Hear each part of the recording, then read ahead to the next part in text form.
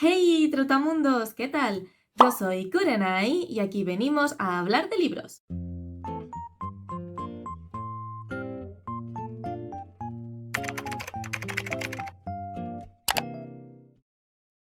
Hoy os traigo por fin mi resumen de lecturas de marzo, que ya iba tocando. Una vez más, como estáis viendo por el título, lo voy a dividir en dos, porque en marzo volví a leer 14 libros, con lo cual, como viene siendo costumbre en los últimos meses, en este vídeo veréis los 7 primeros libros que me leí durante el mes y la semana que viene veréis los otros 7 libros. De todas formas, no os preocupéis porque en abril apenas he leído nada, así que voy a compensar trayéndoos un resumen de lecturas muy cortito. Como ya os comenté en mi último vídeo, durante el mes de marzo se celebra la iniciativa propuesta por la booktuber Magrat Ajos Tiernos, Marzo Asiático, que como su propio nombre indica consiste en dedicar el mes a leer lecturas que estén relacionadas de alguna manera con Asia. Entonces, mi idea inicial era hacer todo el mes temático, pero como veréis al final no pudo ser porque tuve que hacer lecturas conjuntas que no tenían nada que ver, tuve que leer libros para colaboraciones, entonces bueno, es verdad que leí bastante para el Marzo Asiático, pero no lo pude hacer todo lo temático que me habría gustado. También quiero deciros desde ya que prácticamente todo lo que he leído para el Marzo Asiático son novelas japonesas, porque ya he comentado en alguna ocasión que yo di la asignatura de literatura japonesa en la universidad y pues en ese momento apunté un montón de novelas que me interesaban, pero que por falta de tiempo pues no pude leer.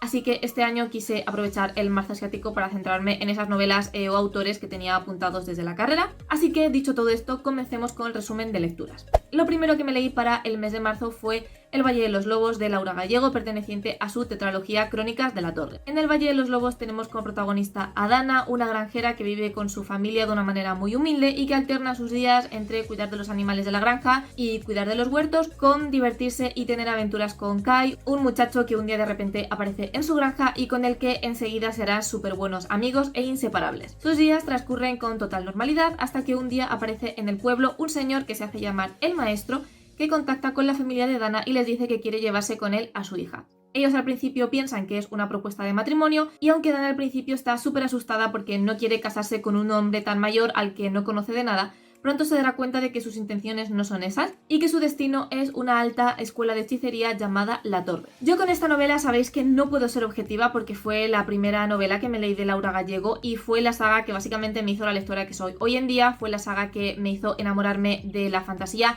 y que hizo que desde entonces yo siempre esté con un libro entre las manos. Entonces, por todo eso no os puedo dar una reseña demasiado objetiva de esta novela porque tiene un alto valor sentimental para mí, pero lo que sí puedo deciros es que es una novela que está a medio camino entre el middle grade y el juvenil, con lo cual creo que es una novela perfecta para que la lean chavales a partir de 11, 12, 13 años. También es una novela ideal para que lo lean aquellos adolescentes a los que no les gusta leer o a los que no les interesa demasiado la literatura, porque yo creo que este es un libro con el que su percepción va a cambiar por completo. Este es un libro que a mí me hizo darme cuenta de lo mucho que me gusta leer y de que la literatura puede ser muy divertida y muy interesante, y además conozco a muchísima gente que se convirtió en lector gracias a poder leer en su época de instituto esta tetralogía. Además también es perfecto para introducir a los adolescentes en la fantasía porque aunque es una novela muy sencilla con una trama, unos personajes y una construcción de mundo muy simples, tiene como los pilares básicos que conforman el género de fantasía, por lo que creo que es una novela perfecta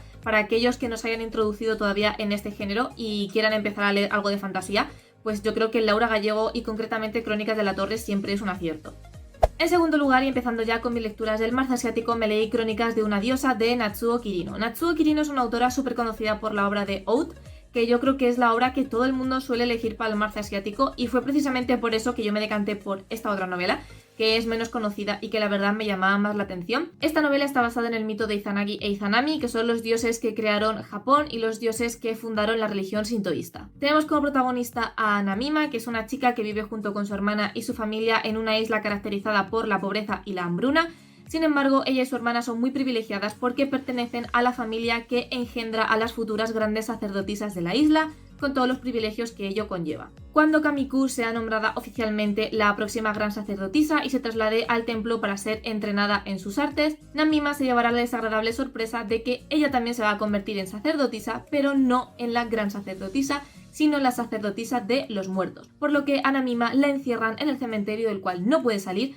para que se dedique a cuidar de los cadáveres y asegurarse de que las almas de los difuntos consiguen pasar al más allá. Decide igualmente escaparse de la isla con ayuda del chico que le gusta para llegar a Yamato, que se supone que es como el epicentro de Japón, y que supone que es una isla llena de riquezas y donde no van a pasar ningún tipo de hambre ni de pobreza. Los planes no saldrán como ella cree y tendrá que superar una serie de infortunios que harán que su vida sea mucho más desdichada de lo que ella había planeado en principio. Este es un libro que yo creo que es perfecto para todos aquellos que sintáis curiosidad por la mitología japonesa, específicamente por el sintoísmo y todas sus deidades, porque creo que a través de la historia de Namima y de Kamiku, pero sobre todo de Namima, Natsuo Kirino nos explica muy bien con ciertos paralelismos cómo surgió la religión japonesa, cuáles son los dioses de esta religión, cuál es su papel y toda la mitología. Ahora bien, he de decir que a pesar de todo esto hubo partes en las que se me hizo bastante aburrida, sobre todo en la parte central. Es como que la primera parte empieza muy bien, con mucho ritmo, con mucha intriga, pero en el momento en el que Namima escapa de la isla, ahí para mí la narración se atasca bastante, se me hizo bastante lento, se me hizo bastante pesado.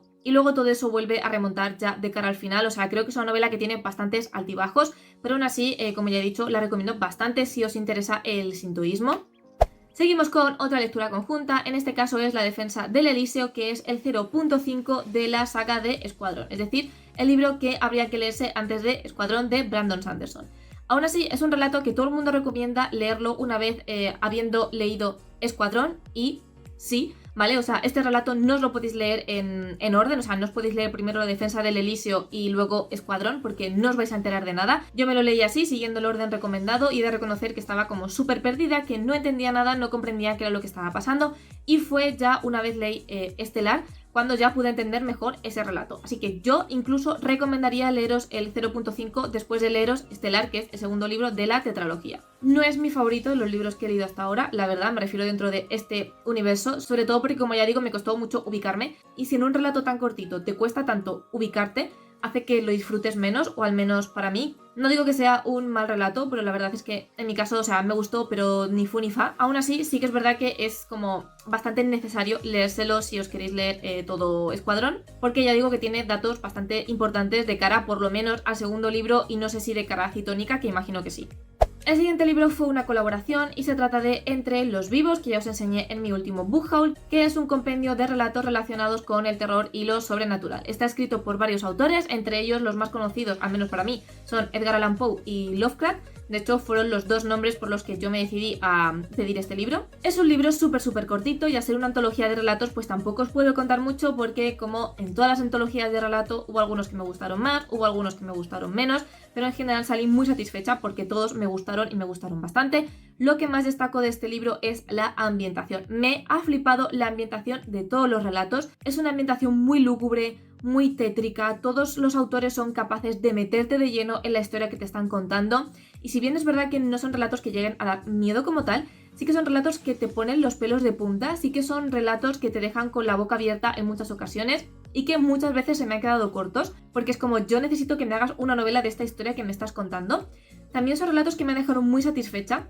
en el sentido de que hay veces que, al menos a mí me ha pasado, que al leer un relato se me ha quedado corto en el mal sentido. Es decir, son relatos para los que yo necesitaba más información, más desarrollo, o no sé, más páginas para poderme meter más dentro de la historia y para poder disfrutar más de lo que se me estaba contando. En este caso se me han quedado cortos en el sentido de que yo quería más, necesitaba saber más sobre esos personajes, sobre esas historias, sobre esos fenómenos paranormales, y tener esa sensación para mí siempre es algo súper positivo.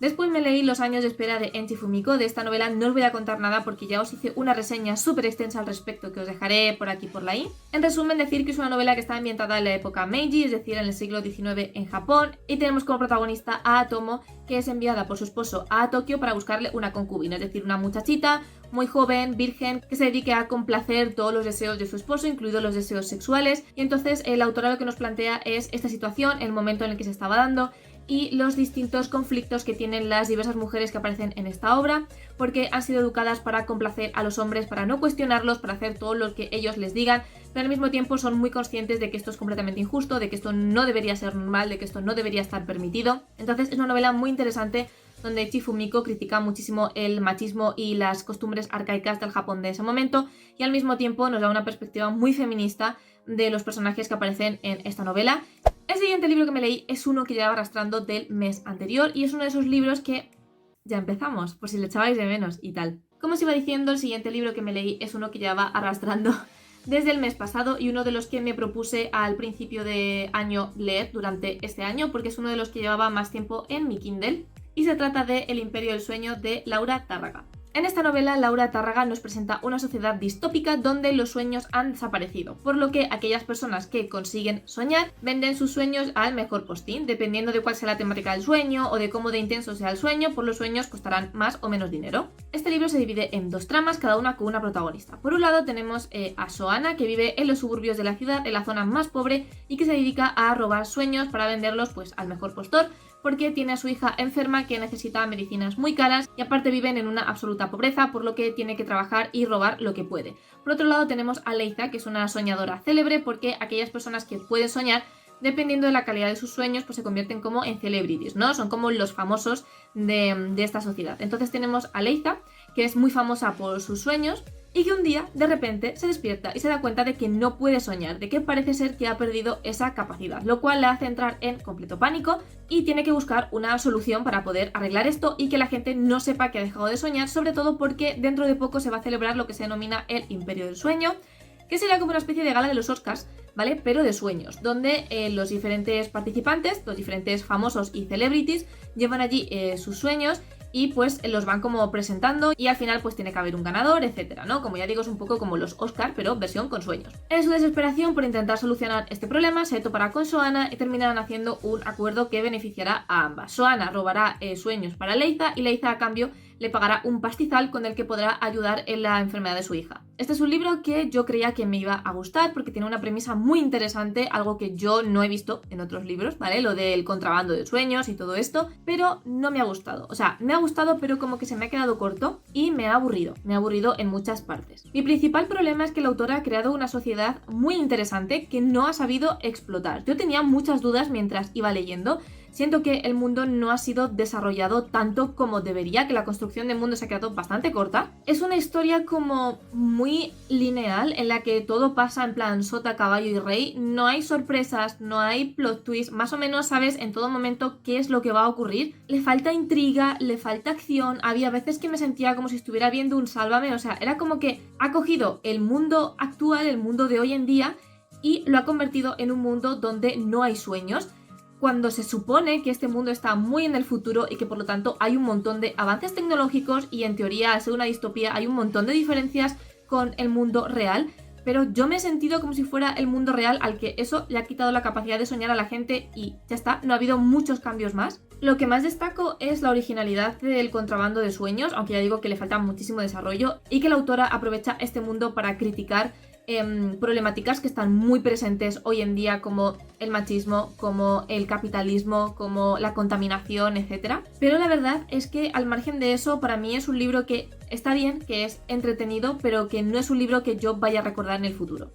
Y ya por último, para este vídeo, otra lectura relacionada con el marzo asiático es Mooncakes, la receta de la luna, que está escrito por Susan Walker e ilustrado por Wendy Chu. En esta historia tenemos como protagonista al licántrope Tam Lang, que ha estado vagando de un sitio para otro porque hay una secta que le está persiguiendo, ya que quieren hacerse con su magia de lobo blanco cuando es capaz de transformarse en el lobo. En su huida llegará a la antigua ciudad donde vivía y se topará con la bruja Nova Kwang, es que no me acuerdo de los nombres, y que era su crush de la adolescencia con la que tuvo una especie de romance, pero como tuvo que huir porque estaba siendo perseguida, pues al final esa relación se rompió y ahora de nuevo vuelve a este pueblo y se vuelve a encontrar con ella, a quien le cuenta toda la persecución que está sufriendo y ella decide ayudarle. Sobre todo porque Nova es bruja y regenta una librería con sus abuelas, una librería que en apariencia es una librería normal, pero que tiene una sección de libros de magia. Y la verdad es que poco más, esa es un poco la historia de esta novela gráfica. La verdad es que me ha pasado un poco como con el libro anterior y es que yo me esperaba muchísimo más. Es una novela gráfica que es verdad que es cookie, que me gusta por la representación, porque tenemos a un licántrope no binario, porque tenemos a Nova que tiene problemas de audición y tiene que ir con, no sé cómo se llama, con sonotone, es que no es sonotone, pero bueno, estos aparatos que se ponen para oír mejor, o sea, no está sorda del todo, pero sí que es verdad que de un oído pues tiene poca audición. Y en ese sentido es una novela gráfica que merece la pena por la representación que tiene, además es muy cookie, los dibujos son una preciosidad, que yo confieso que me leí esta novela precisamente por los dibujos, porque me parecían una pasada y son súper bonitos, pero ya está. Es una historia muy simple, que no va más allá, de hecho es una historia que se me quedó bastante infantil, porque no desarrolla absolutamente nada, apenas se desarrolla el pasado de los protagonistas, solo con así unas cuantas pinceladas. La parte de seguimos al licántrope porque queremos su magia y somos de una secta me pareció demasiado infantiloide. No sé, en general, es una novela gráfica que me pareció eso, infantil, muy infantil, en cuanto a la trama, en cuanto a la acción, en cuanto a los personajes. Y también aprovechar para decir aquí que mucha gente se piensa que esta novela gráfica tiene que ver con la cocina, porque se titula La receta de la luna, y en inglés creo que tiene un nombre parecido también. Aparte de que el título original es Mooncakes, o sea, tarta lunar o tarta de luna o algo así. No, o sea, no tengo ni pajolera idea de por qué decidieron ponerle este nombre a la novela gráfica, pero he visto muchos comentarios y muchas reseñas diciendo yo me metí a leer esta novela gráfica porque pensaba que íbamos a tener recetas mágicas o que íbamos a tener a unas brujitas regentando una pastelería, pero no, o sea, olvidaos, aquí no hay absolutamente nada que tenga que ver con la cocina, no hay nada culinario, aunque la brujita salga ahí como cocinando algo en la portada, o sea, no tiene nada que ver. Es verdad que en un momento de la novela gráfica salen unos pastelitos, que creo que son los que se llaman precisamente mooncakes, pero no tienen ningún tipo de relevancia y no tienen nada que ver, o sea que el título se lo han sacado un poco, no sé, de la manga. Y hasta aquí mi primera parte del mes de marzo, mis primeras 7 lecturas. Contadme si habéis participado en el marzo asiático, si es así, que habéis leído, si conocíais estos libros, si alguno os llama la curiosidad, si alguno lo habéis leído. Recordad que podéis seguirme en mis redes sociales, Twitter, Instagram y el blog, donde voy enseñando de una manera mucho más detallada todo lo que leo. Si os ha gustado este vídeo, en general os gusta el contenido de mi canal, no os olvidéis de suscribiros. Os recuerdo que hay vídeo todos los sábados a las 6 de la tarde, hora española. Muchísimas gracias por estar un día más conmigo y nos vemos en el próximo vídeo.